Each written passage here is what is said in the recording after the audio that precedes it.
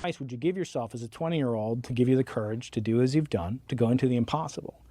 And I asked Barry Barr, she's 80 years old. I said, Barry, what would you do? He said, I would make sure to tell my 20-year-old self to get over the imposter syndrome because I still haven't gotten over it. A study from the Journal of General Internal Medicine, published in 2020, found that 82% of people face feelings of imposter syndrome. This is the feeling of struggling with the idea that they haven't earned what they've achieved, or that they're not worthy of a certain title, award, or identity. The feeling of being a fraud.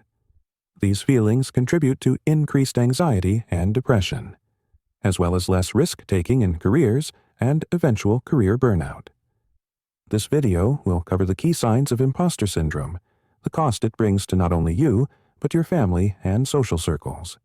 Finally, we'll cover a blueprint to eliminate imposter syndrome from your life, once and for all. But first, why does imposter syndrome hit us so hard? Imposter syndrome is often mistreated or not taken seriously, mainly because of the syndrome label. This isn't a clinical diagnosis. Rather, it's an experience or phenomenon that we go through. Oftentimes, people from older generations will scoff at the idea of an imposter syndrome, but this doesn't make it any less real. So perhaps labeling it as imposter experience or imposter phenomenon would prove more accurate. But the truth is, social media has allowed us to constantly compare ourselves. Enabling your imposter mode is just a quick scroll away at all times. The flaw with this mechanism, however, is that we compared our flawed, imperfect selves with the filtered presentation of those we're connected with. This means we don't see the self-doubt, the insecurities, the failures, or the struggles of those who post to our feeds. But when we engage in this destructive behavior, it can lead to us questioning, I can't do this job, I'm not like them. Or, why would anyone pick me when they could pick them? Among other intrusive thoughts that are a result of the imposter experience. This can result in depression, anxiety, and thoughts that cripple our motivation to move forward in our personal life and careers. But there's also hidden costs, consequences of imposter syndrome that you may not be aware of, but that affects you on a daily basis. What are these hidden costs? Remember that job opening you didn't apply for? Remember that guy or girl that you didn't ask out. Remember when you had friends and family saying, you can, when all you thought was, I can't. The self-doubt of imposter syndrome is nothing short of crippling. Those who encounter it are labored from carrying the constant stress of trying to prove themselves.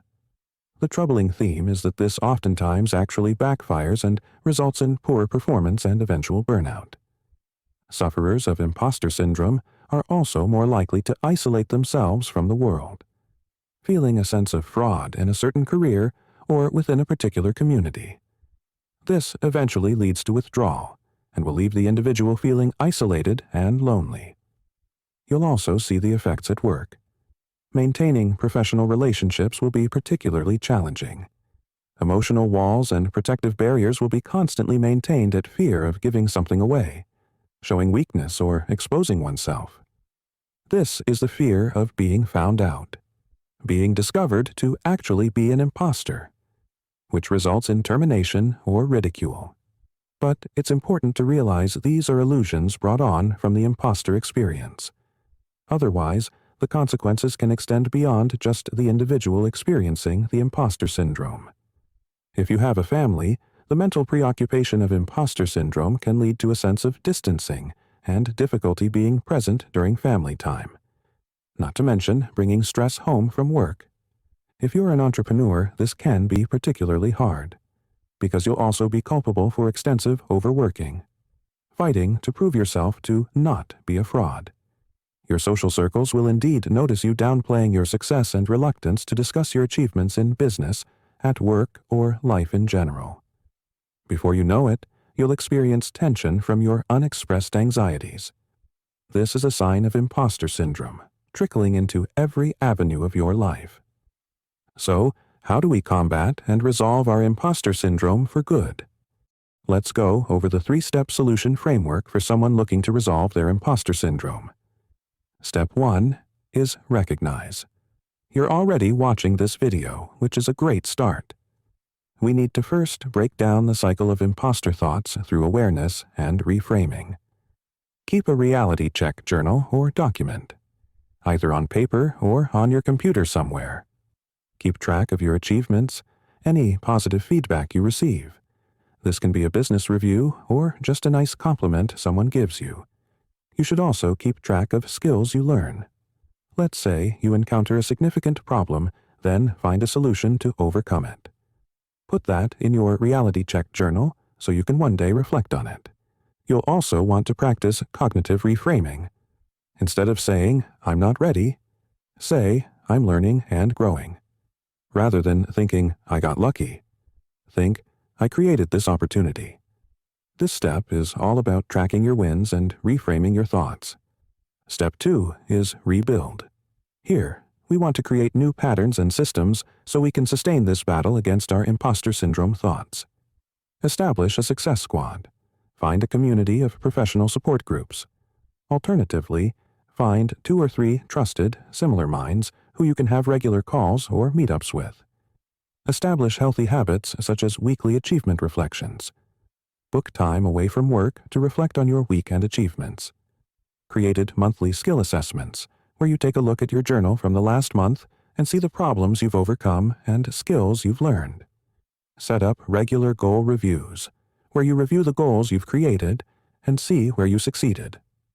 At this step, it's in your best interest to acknowledge the small wins and share them with your social circle. The final step, step 3, is respond. Don't be fooled. Your imposter syndrome thoughts will try to creep back in, and this is normal. The first thing you should do is accept that. Imposter syndrome will always come back to see if you're vulnerable and if it can strike. When you are aware of this, you can prepare your mind to protect against these intrusive thoughts. We do this creating an imposter syndrome emergency kit of sorts. This is where our journal will be, which details all our skills, growth, achievements, and compliments. Visual proof that we are valued and bring value to those around us. Anything that you find to boost your confidence during your journey should be kept in your kit, should you need to reach for it. When you feel overwhelmed, take breaks. It's okay to take time to relax and realign. This keeps us energized and seals those cracks that imposter syndrome looks to expose. Remember to take calculated risks regularly. Share your experiences with others. Perhaps even mentor someone with less experience. These are all ways that we can reaffirm our value and skills. By doing this, you'll notice your behavior will change, and it will extend far beyond you. Your colleagues will see the difference. Those you hold dear in your personal life will recognize a more free person, free from the shackles of imposter syndrome. Your journey to eliminate imposter syndrome will also help you build new social circles and create supportive environments which will propel you forward on your success. Remember, you're not a fraud. You're in progress.